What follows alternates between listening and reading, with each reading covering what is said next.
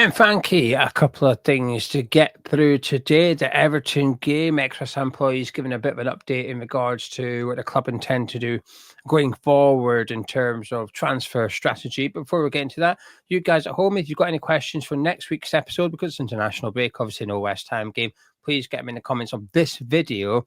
Myself and Frankie will tackle them all next week. You went on Saturday. Did you enjoy it?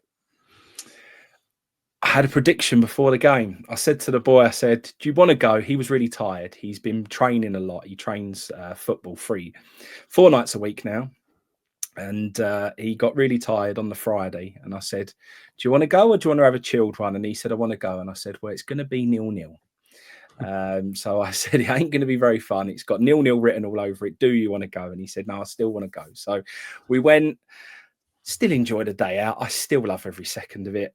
I know a lot of people are sort of saying all the fun's been taken out of it and they struggle to get motivated for it now, which I guess I had a little bit of that, but there's still nothing I enjoy doing more. Still got to see all me mates and all the good people and have catch-ups with everyone. So still a blinding day out, but the football was probably the worst part of it. What did you make of the match itself then? Oh, I just couldn't really understand it from start to finish, really. If you want to play Antonio, why for some reason he keeps going out far on the left? You've got Somerville, who is a head down, take men on, get you forward, is, you know, just makes things happen, an out-and-out winger. Yet for some reason he was coming inside and Antonio was stuck right out on the left-hand side. And you're looking at it thinking, we know Antonio still can be a bit of a ball in a china shop and sort of cause hassle, but to do that, he's got to be in the middle. I just don't get why we're shoehorning him out on the left at the moment. Makes no sense to me. Yeah, I mean, that old Antonio is what led to Bowen shot on target at the end of the first half, weren't it? He sort of made something out of nothing and got it to Bowen. And it started as I thought it would, and I think it massively exposed that midfield again. The fact that Somerville has had to run back the entire length of the pitch and get in on a block that's almost, you know, saved a certain goal. Our midfield were never, ever going to get there. You was watching the midfield run back and you just thought, lads, you're just so far off it. You're never, ever going to get close. So pace in the middle is massively lacking. Even Wan-Bissaka had a very odd game for me. Didn't understand him in this game. You know, he's been one of the positives, one of the things that you could say is going better than other areas of the pitch at the moment, but again, very, very strange. He's starting to wind me up a little bit, Gio, I've got to say. There's one thing that he does where, because he knows he's got the pace and he has so much pace that he tends to catch up with people when he needs to, he almost sits off them and it winds me right up. I'm like, just get there early rather than letting them get towards our box. Just cut it out. Just stop the man getting that far up the pitch. I want you to go and engage higher up the pitch. So, you know, and then if he does get past you, you've still got the legs to get back. But he does this thing where he stands off them a few yards and sort of watches them and just lets them keep coming forward and forward and forward. And it's really, I know we say defending is his best part of his game. Well, I'm not sure it is at the moment. I'm not seeing a solid defender there. I see someone who's just got a free rein and he's just, I don't know what he is doing at the moment. Very, very odd. But luckily, same as what Ipswich did when they come to town, Everton, for whatever reason, sat off us and done everything that you do to West Ham at the moment to sort of let us, you know, have an easy ride. If they would have come to put it on us and were a bit more brave and would have put it on us a little bit more, then it could have been a very, very different story. But yeah, two poor teams with both of a lack of identity, both with a lack of understanding of what they want to do and what they want to be. And it was, just a really bad game of football. Yeah, I wasn't looking forward to watching it back, I have to be honest with you, because we were getting some updates through the day on Saturday and, you know, at half time, we've had 4 shots, Everton have had 8. It's like, bloody hell. And Everton have had more possession. So I was almost getting annoyed about how the game was going without even watching the game. And then I watched it back yesterday, the whole match. And To be honest with you, it wasn't as bad as I was expecting in regards to the balance of the match, but I think that was more down to the fact that Everton were poor, if that makes sense. So it's not like we were good. Everton just weren't good enough to really capitalize on how slow we were. And I think this Somerville block that you were referring to there quite early on in the game as well, there's just a lack of effort from some of the players. They're just like, not, I wouldn't say jogging, but they're certainly not sprinting full-heartedly. It's like a quick jog, a slow run, whatever you want to call it.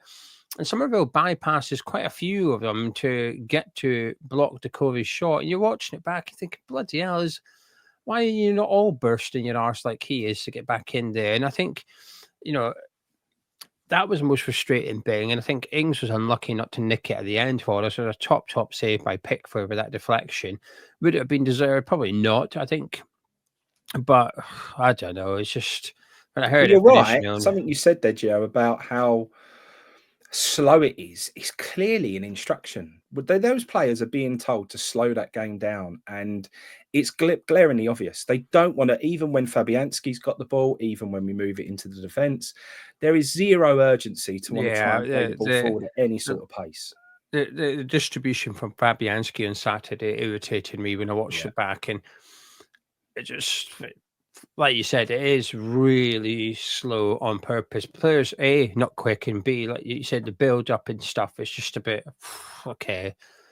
Can we have a bit of excitement injected into the team? And the answer at the minute is no. But anyway, from Saturday to, I guess, the January transfer window, Frankie, ExWHUEmployee did an update, and he said that the club are understood to be reviewing the transfer strategy with serious questions over some purchases made on players who appear far off making an impact.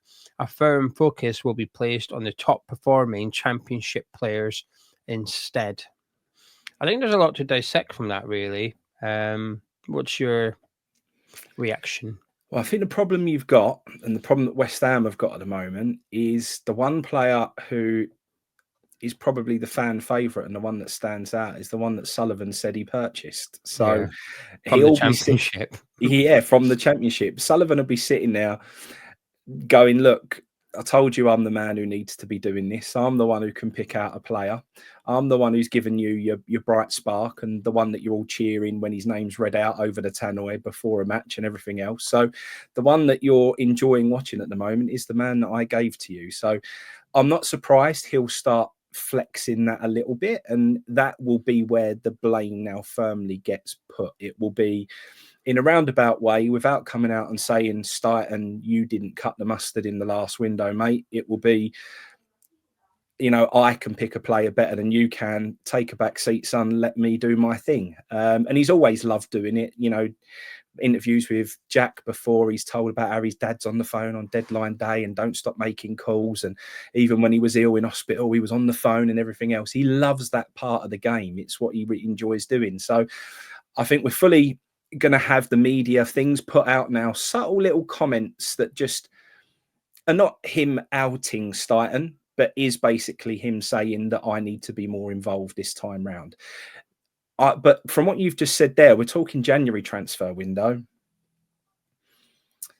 I don't see much happening in January, and he will get more involved, Sullivan. We may see a player come in from the championship, but I don't see it being any more than that. And I think we'll have to wait until the summer before we see much more activity. We've spent a lot of money. I know we've had a lot of money come in and everything else as well, and there should be money to spend. But unless it's the same every single year now, unless we are bang in trouble, which I don't think the board are saying, look, we expect a lot more, but I don't think they're looking over their shoulder at this point thinking we're threatened with relegation. So because of that, I don't expect much to happen.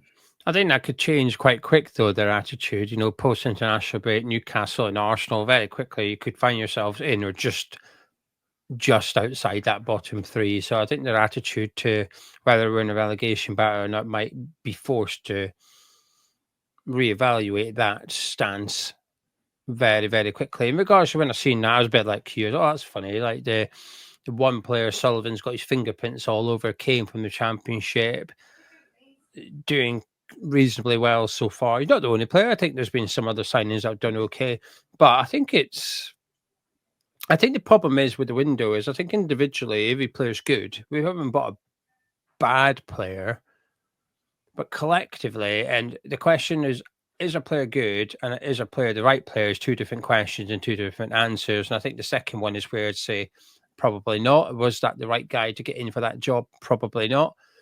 Someone a couple of weeks ago was sort of saying to me, "Why are you questioning the Wan-Bissaka transfer?" Well, because I'm not convinced it was the right transfer. I think he's a really good player. I think he's a really good right back, but we ain't playing with a right back at the minute. I thought Sufal looked good when he came on Saturday, but he's more suited to the way that Lopetegui plays because he's better in that final third. Hugs the touchline a bit more. I think Sufal maybe be a better player the way Lopetegui wants. And if that's true, if people were inclined to agree with that, then surely that means the Wan-Bissaka transfer wasn't the right one. And I think this is where we've got a little bit of a problem with the whole thing at West Ham at the minute. I'm going to try and do a video specifically about it because as far as I'm concerned, there was always going to be teething problems this season because of the way that we've gone about things in the summer in terms of changing things, because we've changed sort of two things at once here. We haven't just decided, okay, we're going to put Tim Steidten in charge of transfers. That's a significant change. You're now in charge of transfers. But the other significant change is the person in charge of the players that we're bringing in. So we've gone from Moy to Lopetegui and then from Steidten having a say to having control. That's two huge things to really change. Changing one is hard. Changing both at the same time is incredibly difficult, and I think there's always going to be issues off the back of it. You'd have to get the window perfect for us to not have problems. I think that's a big ask, and I think this is why it was fundamental we got the appointment of the head coach correct.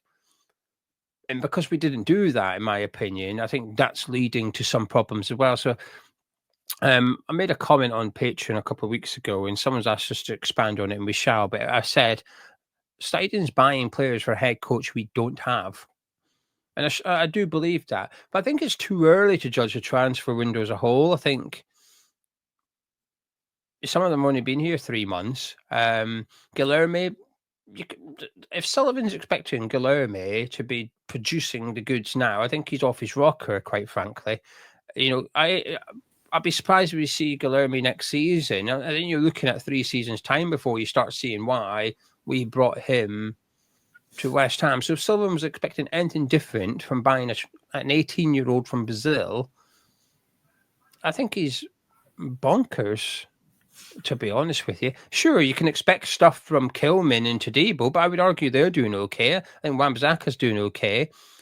Rodriguez is a freebie. I think he's doing okay for what he is, which is a free signing. Whether we should be relying on him or not, different conversation. Fulkrug is the big problem, but we've not seen him. He's just been injured the whole time. So I can understand why Sullivan's got some frustrations, but I don't know. I think there's a bigger problem than the signings, and that was the appointment of Lopetegui. So it just feels like a little bit of the blame game going on already. Yeah, I agree with that. But, I mean, we talk about Guilherme. There was 2 players from Palmeiras that were sold in that window. We had Hendrick and we had Guilherme. And they were both playing regularly for Palmeiras. And Hendrick has played 8 games for Real Madrid. He has scored a goal. He is featuring. I'm not saying he's in the starting lineup. I'm not saying but what you do see from him is nurturing to get him into and get ready. And they bought him believing that he can add value to that team. And he's in and around it. We buy a player like that, and he's shoved away into the under-21s, under-23s, and then you never see him. Well, he's not even doing that, is he? He's not even playing that. No, and he was on the bench at the weekend, and then you just think, like, you're bringing on loads of players at the end there. You're throwing players on the pitch, and he's done it a few times where he's thrown people on towards the end of a match. But there's an argument that he done exactly the right thing, because Danny Ings keeps coming on and he is almost making things happen. He mishits it for Somerville's goal against Manchester United. Right place, right time. Danny Ings could quite easily have got the winner at the weekend. So I'm not saying that you know, maybe Guilherme should have come on instead of Danny Ings. But what I am saying is, with the substitutions he's got, when you sign a player that age for that money, he's either got it or he hasn't. And there are plenty of Premier League teams who are playing 18, 19, 20-year-olds. For some reason, West Ham have got this thing now where we feel that until a player's 21, they cannot play in the Premier League. Well, that's wrong. It is totally and utterly wrong. If they're good enough, they can play. I'm not saying throw them in at the deep end, ruin their confidence. I'm not saying chuck them in the wrong areas and everything else. But bringing them on for 10 minutes towards the end of the game. He got 10 minutes against Everton, though. Yeah, and I get that. But bright. what I'm saying is it's been a long time coming, isn't it? I agree with that. It's taken a while. And I know it will be, we've got to get them up to the pace of the Premier League. And even Todibo needed time. So, and he's a lot more mature and played, you know, in men's football for a lot longer. So I get that, but I just feel like when we do what we do with players, I feel like we really do manage to beat confidence out of new signings so quickly. And there's a massive risk at the moment that we're going to do exactly the same with players like Todibo. Todibo come in, and I said to you when we signed him, you know, he looks like a Rolls Royce of a player. He's strong, he's quick, he's good on the ball.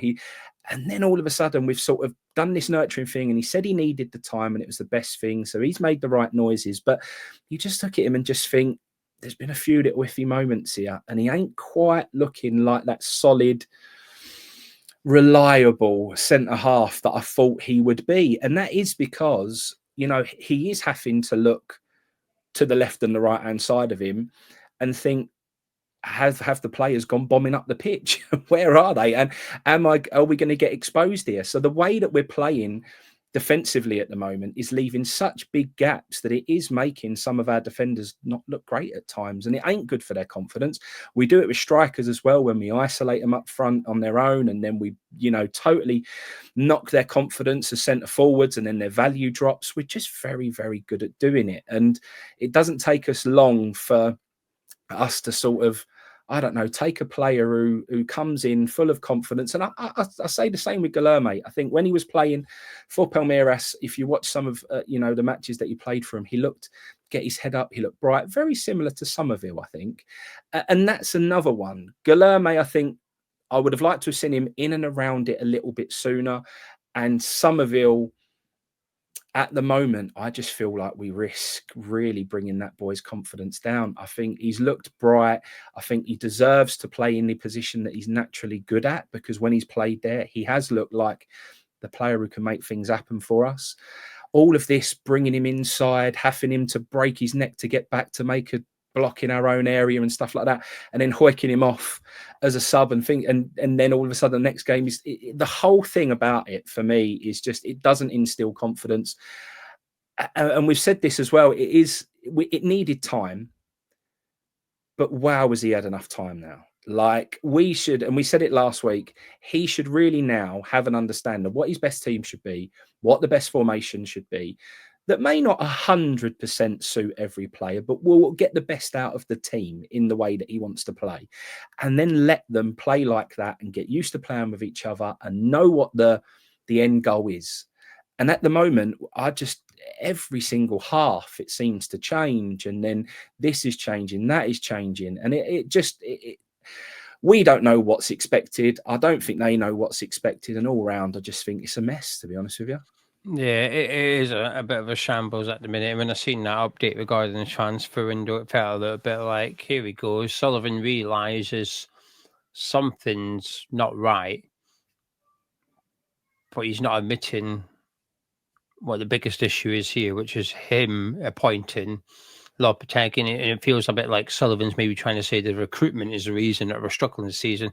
And I don't think, like I said, good players, not necessarily the right signings. And I'm inclined to agree that if Lopetegui was the head coach, have we brought in the right players to suit him? Probably not is the answer. I think some cases we have. I think Kilman and Todibo would say yes. But in terms of even if Füllkrug was fit, was he the right striker? Probably not. Was Wan-Bissaka the right back? Possibly not. And I think he's had some good performances, Wan-Bissaka. I'm not saying he's playing badly. I just don't think he's necessarily suited to the way that Lopetegui wants us to play. So I can understand to some extent why Sullivan might be glancing his eye over the recruitment, saying, I'm not convinced by this, but I do feel like it's a little bit trying to deflect the blame, which is, well, Lopetegui hasn't worked, but rather than just saying Lopetegui's not worked, I'm going to change that. He's trying to blame Tim Steidten and the player signings rather than that. And both things can be true, which is that he's not the right guy to be in charge of the team, and the transfers haven't been good enough. Both of those things can be true. But the Guilherme one, I recall at the time when we signed him, and I refer back to Brighton for this one, because Brighton are good at bringing in young players, but the difference is Brighton have a development plan for every player they bring in, and usually it means going out on loan, often to Belgium with Tony Bloom's side. But they don't just bring in a young player and magically he gets ready for the first team in 2 years' time. There's a bit that happens in the middle, and we struggle to do well. Actually, there's no struggle. We fail. Look at our team. How many players in our team are from the academy? None of them. We can't even get players from our own academy into the first team. So how do we expect to then bring in players from abroad, bring them into a new country and develop them for the first team at the same time as settling them into a new country? We can't even get those from around the corner to develop into the first team. And so that magic pick that Brighton do really well, we haven't considered that. We've done nothing with it. We've just brought in this young player and thought, if we just close our eyes and click our fingers, maybe Guilherme in 3 years will be ready for the Premier League. But there's a process, and I don't feel like we've got an idea as to what to do, because he's not playing under 21s football. I understand why we didn't loan him out, by the way. An 18-year-old coming over to London. I understand why we think it's best served. He makes home. He gets used to London life. I understand that, but at least give him under 21s football.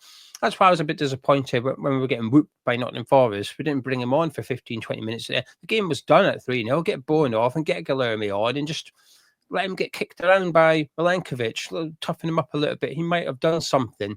Yes, the confidence thing is there, but he ain't doing his confidence any good sat on the bench, is it? So, yeah. But even that, Geo, as well, I've been watching a lot of the under 21s, actually, not the under 23s. The under 23s are doing well, second in the table. The under 21s are right down the bottom and in a bit of trouble. And I've been watching them, and there is no culture. There is no West Ham identity. You don't see anything from those younger groups and think like that's the pathway into the first team. You don't sit there and think all those teams are playing the West Ham way, how we want them to play when they get to the first team.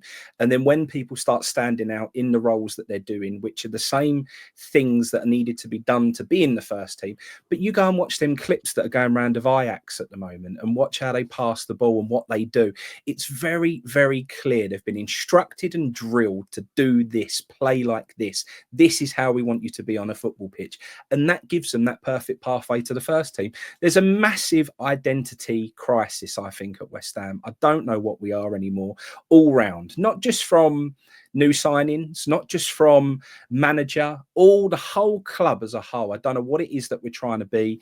You know, I used to love what West Ham were all about, and I was talking to Steve, who I used to go football with a lot, and we was talking about West Ham at the moment and how it's changed and how the atmosphere's changed. And that is modern day football to some degree. But we was talking about what you used to be able to, anyone went with you to West Ham, they would come away and be in awe of what it was like an experience to go to a West Ham United football match. They would literally, the amount of mates I had at school when I was 10 and 11, I'd be, come over West Ham, and my dad would take me and my pal, and they'd all come away and want to be West Ham fans, because West Ham was just this special thing. It was amazing, the atmosphere, how we was, how together we were, just everything was brilliant.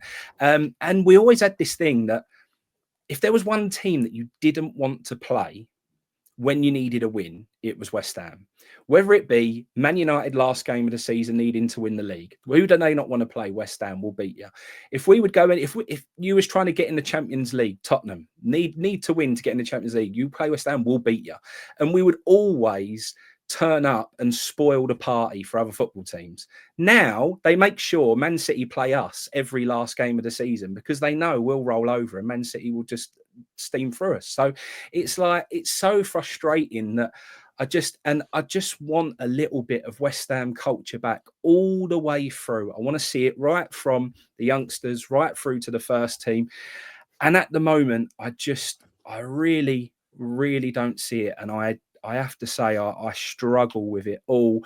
Remembrance Day was brilliant, and West Ham always do that amazingly well. I have to say, West Ham are one of the best at doing the Remembrance Sunday stuff. I think, you know, the way that they put on that show before the match is brilliant. And the Soldiers got an incredible round of applause all the way, even as some of the ones that were sort of they weren't flag bearers, but sort of, you know, they were on the side of the pitch. As they were walking off, I think all the Everton fans were looking around. Why is everyone clapping? The whole stadium was clapping these Soldiers as they walked down the side of the pitch. It was fantastic. And you see teams that have like almost a playlist as match days building up, and there's songs that the fans relate to, and it gets the atmosphere going and it builds everybody up and stuff like that. We don't have any of that. Every single game, whether it be before the match and at halftime, there's different playlists, there's different songs being played, and there is no like just getting all the fans on their feet and getting people in their seats and roaring and that noise and all that sort of stuff. It's all just very wishy-washy. And I feel like the team at the moment is very wishy-washy. I just think that we have a few players who now and then will play well and have a good performance. But as a whole and as a team, it's just gone. And the biggest problem that Sullivan's got is that he hasn't got his scapegoat anymore. That reliable man that he could point the finger at, which took all the attention away from him, and was David Moyes. That was the fall guy. Well, that's gone now. And the man that's in there is your man that you chose with your mate agent who said that that was the best decision for West Ham United Football Club. You then go and get in a director of football. That's the one saving grace for him at the moment, that he can kind of point the finger that way. But I ain't buying it, because you've also come out and said that you were still involved in the transfers that went on in the summer. So everything at the moment of where we are and why we are where we are is all down to one man, and that's David Sullivan. And he needs to fix it quite quickly, because attention will be back on him again. And he doesn't cope with that very well. Yeah, I think it already is, and it should be, because I think this is where I am. To start the season, I get frustrated with Lopetegui. I look at him and I think, what are you doing? Come on, sort this out. This is your fault. But it gets to a point where I stop. I turn to Sullivan and say, well, now this is now your doing, because you're now responsible to sort this. Lopetegui is responsible for what happens on the pitch. He ain't sorting it. You're now responsible for ensuring that change is made if change is required. This is now your job. So as soon as you've hired him, that's Lopetegui's gig. But there comes a point where he who is in charge has to step in and say, enough's enough. It's like, I guess, like boxing to some extent. Risky using a boxing analogy with a boxing fan next to me here. But when the boxer's in the ring, it's up to him. But at some point, if he's getting battered, it's up to the trainer to say, enough's enough. I'm throwing the towel. I'm now responsible for damage limitation here. And I think this is where my frustration's coming in with now. Because when I heard it was 0-0, I thought, right, he's not going to sack him. He needs to go. We ain't going to sack. I hadn't even seen the game, and I was just like, but that one game wasn't going to change my mind. We could have beat Everton 1-0 and scraped it. Things just chance went in at the end. I wouldn't have come on here thinking, you know what, superb. This is the catalyst. We're going to turn our season around. I come on here thinking, we just mugged them right off. A bit like Man U, we just mugged them off a bit here. And this is where I'm still frustrated with Lopetegui, don't get me wrong. But after the third, fourth game of the season, I wasn't 100% frustrated with Sullivan. It was mainly Lopetegui. It's switched now. It's now mainly Sullivan. So you're letting this drag on. Oh, I hear that you're looking at reviewing the transfer strategy. Well, you leave it too long, mate. You might be the team with the top championship players. There'll be Premier League clubs looking at West Ham going, oh, hey, Bowen's too good for the championship. We'll have him. Maybe I'm going a bit too far. I don't know, but I don't know. I just feel like the the enthusiasm I had at the start of the season, which was fairly limited anyway, has been hoovered out of me by Lopetegui. And because of Sullivan, I've got no belief it's going to change. I feel like this mood I'm in now is going to remain for quite some time now because he won't do anything about it. I'm going to go into more detail tomorrow, Frankie, but from yourself, would you sack Lopetegui now? Well, I certainly think it's the right time to do it if you want to roll the dice, but that's if they've got a contingency plan in place. A good team would have hired him knowing it was probably the riskier decision to take him on board, and it's so funny, isn't it? Some people would see it as going and getting the better manager with more credentials and costs more as the gamble. But actually, in this scenario, I think Lopetegui was the gamble because he was the safe option. He was the and especially, like I say, there isn't a single fan I know from a team that he's managed that's got a good word to say about him. So no one respects him. Nobody likes him. Nobody thinks that he had the ability to come in and do it. So why we felt that he would, I'm not 100% sure. So I do think if you're going to do it, now's the time rather than it getting too late and writing a season off. I don't think the season needs to be completely written off. If we can get someone to come in now, we can try and turn the season around a little bit. But is there any part of this, and I don't know, it's just sort of popped into the head now that maybe Lopetegui would normally be a bit more pragmatic than he is now, but coming in, maybe that was mentioned to him that we was having an issue with being the side that's just difficult to beat, difficult to break down, lots of men behind the ball, not much possession, but would grind out results here and there. Could Lopetegui be falling a little bit of a victim of that? And he's trying to be a little bit more by getting the fullbacks higher and letting Wan-Bissaka push up. And at times against Everton, we literally had 4 players up top. We had sort of 3 we were so top heavy. There were 4 players right on the halfway line as we was taking a goal kick, really high on that line. And is he trying to be more expensive than he normally is, and actually that's why we're getting unraveled and undone?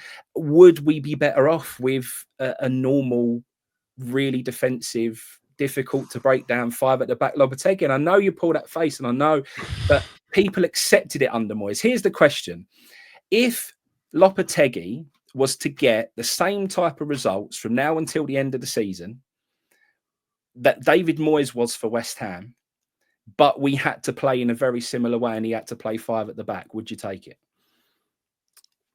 No, because then we might as well have just kept David Moyes. But then that's the answer. So the answer is he has to go. Because even if he can get you the results that David Moyes was getting you, which people are, that's the moan at the moment is, we was doing better and we was getting better results under Moyes. If Lopetegui did his normal thing and went back to being 5 at the back, really difficult to break down in this difficult team, but you would pick up your 1-0s against Everton or whatever, if that's not what you want, then that's the best you're going to get from him. So if that's the best you're going to get from him and you're still not happy with it, then he has to go, doesn't he? Yeah, I mean, I'm with the risk of sounding like a broken record. I didn't mind the results. Bigger picture, before someone starts saying, "Oh, you okay getting whooped by Arsenal?" No, bigger picture. We finished 9th, 2 quarterfinals. That's a solid season as far as I'm concerned at West Ham. If you said to me this season, the start of the season, you said to me, "You'll finish 9th, you'll get to 1 quarterfinal," because last season there was 3 competitions. So I'm being fair. 1 quarterfinal, the other one's a bit of crap. You finish 9th, but the football's better. Are you happy? I said, yes, I would be happy with that. That's a good foundation to build on next summer. But the football ain't better. The results ain't better. And my hope in terms of being successful is even less now as a result of those 2 things combined. We've gone backwards post David Moyes. We've gone backwards, and I can't see it improving. I don't see much reasons to say this is why we're going to get better. If anything, I've got every game. We might not even lose. Like I said, we beat Man United, and as a result of that match, I was more confident we were going to get beat by Nottingham Forest. We'd won the game, and I was more confident we were going to lose against Nottingham Forest off the back of it. There was more reasons against Everton to think that we're going to get beat by Newcastle and Arsenal then come away thinking we might be all right in those 2 games. I can't see it. It's just a case of the question I've got now is how bad does it have to get before Sullivan takes action? Because I feel like that's the question that's going to get answered. I hope not. I hope we beat Newcastle. I hope we beat Arsenal. You just will not convince me that that's going to happen. A miracle would need to occur. And so far, he hasn't needed a miracle to get points. And we've not seen adequate performances yet. So anyway, anything you'd like to add, Frankie, before we disappear? No, I've got one shout out, Geo. George Evans tonight. He trains my boy on a Thursday. He plays for Bromley. He's 18 years old. He's been called up to the Bromley side tonight, who are playing Charlton down at the Valley. So my boy's got training in Bexley this evening. We're then going down to the Valley. We're turncoats this week. We're going to be in the Bromley end, and we're going to be cheering on George, and hopefully he comes off the bench and gets a goal. So I'm looking forward to that tonight, mate. It's he's a great lad, does wonders with me boy, and he's a fantastic coach. So it's nice to see him. He scored a hat-trick in the FA Youth Cup recently, and that got him a contract full-time with Bromley, and now he's also been called up to the first team. So one that I'm keeping my eye on, mate, for the future. He's brilliant. So looking forward to it. Well, good luck, George. Hope you smash it. And you guys at home, if you've enjoyed this video, this episode, please do drop a like on it by clicking thumbs up. Skyrim Hammers chat. And you got any questions for next week's episode? Doesn't matter what it's about. Anything goes with me and Frankie's. Keep it West Ham related as much as possible. But it doesn't matter what it is. Steidten, Lopetegui, Sullivan, certain players. Just get it into the comments. We'll pick it up next week and we'll catch you then. But Frankie, thank you very much for joining me. Enjoy the football, and I'll catch up with you in a few days' time.